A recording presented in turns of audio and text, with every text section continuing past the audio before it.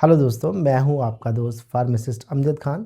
आज मैं अपनी फार्मेसी पर कुछ अलग अलग कंपनीज के ग्राइप वाटर देख रहा था तो मेरी नज़र एक बात पर अटक गई।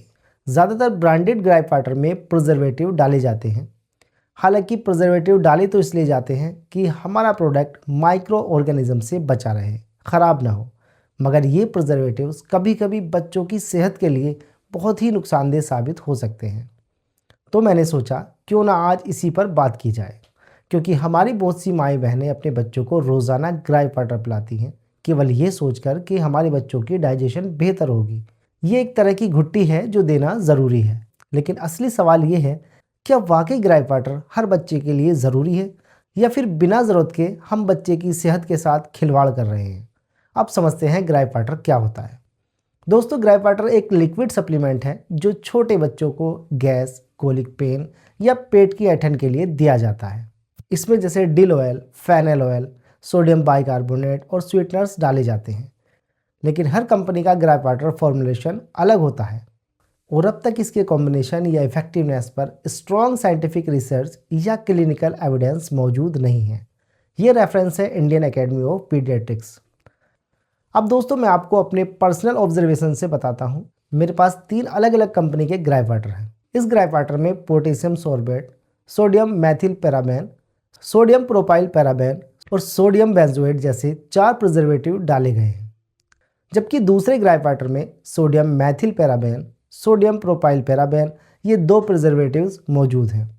और तीसरे ग्राइप वाटर में इसके लेवल पर मुझे किसी प्रिजर्वेटिव का नाम मेंशन नहीं मिला। अब सवाल उठता है, क्या ये प्रिजर्वेटिव्स बच्चों के लिए सेफ हैं? प्रिजर्वेटिव्स का काम होता है प्रोडक्ट को लंबे समय तक स्पॉइल होने से बचाना, लेकिन बच्चों के लिए कुछ प्रिजर्वेटिव्स रिस्की माने जाते हैं। इनमें सोडियम बेंजोएट और पोटेशियम सॉर्बेट अगर ज़्यादा मात्रा में लिए जाएं तो ये बच्चे की गट बैक्टीरिया बैलेंस और मेटाबॉलिज्म पर असर डालते हैं। मेथाइल पैराबेन और प्रोपाइल पैराबेन ये पैराबेन ग्रुप के प्रिजर्वेटिव्स हैं जो कॉस्मेटिक और फार्मा प्रोडक्ट में कॉमनली इस्तेमाल होते हैं। हालांकि बहुत छोटी मात्रा में ये सेफ माने जाते हैं, लेकिन बच्चों की इमेच्योर लीवर और किडनी फंक्शन को देखते हुए पीडियाट्रिशियन इनसे बचने की सलाह देते हैं, क्योंकि लॉन्ग टर्म एक्सपोजर पर इनके इफेक्ट्स पूरी तरह स्टडीड नहीं हैं।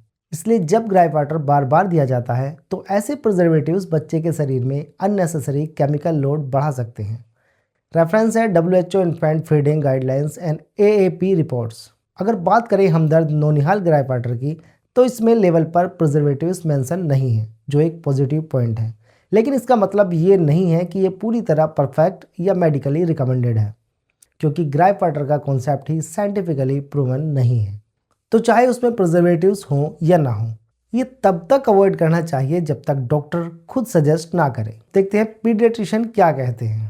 Indian academy of paediatrician IAP और वर्ल्ड हेल्थ ऑर्गेनाइजेशन WHO दोनों ही कहते हैं कि ग्राइप वाटर का रेगुलर यूज़ रिकमेंडेड नहीं किया जाता, क्योंकि इसका कोई प्रूवन बेनिफिट नहीं है और इसमें हिडन रिस्क मौजूद है। अगर बच्चे को कोलिक पेन या गैस की प्रॉब्लम है तो पहले ये देख लें कि फीडिंग टेक्निक सही है या नहीं, बच्चा हवा निकल रहा है या नहीं। अगर फिर भी डिस्कम्फर्ट है तो पीडियाट्रिशियन से कंसल्ट करें। वो मेडिकली अप्रूव्ड ड्रॉप्स जैसे सिमिथिकोन रिकमेंडेड कर सकते हैं। सेफ अल्टरनेटिव्स क्या है? Number 1, burping technique. हर फीड के बाद बच्चे को सीधा रखकर हल्के हाथ से पैट करें। दिन में कुछ मिनट बच्चे को पेट के बल लेटाएं, लेकिन हमेशा डॉक्टर की सुपरविजन में। हल्के गुनगुने तेल से पेट की दिशा में मालिश करें। सिमिथिकोन ड्रॉप्स या जो डॉक्टर उचित समझे वही इस्तेमाल करें।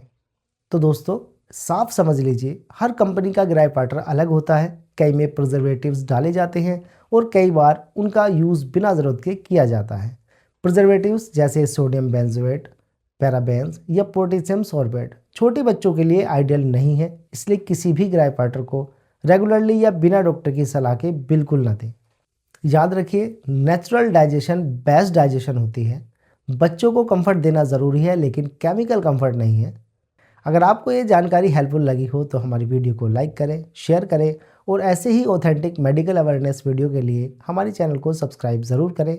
भला इसी में है बच्चों की सेहत में कोई भी रिस्क ना लें।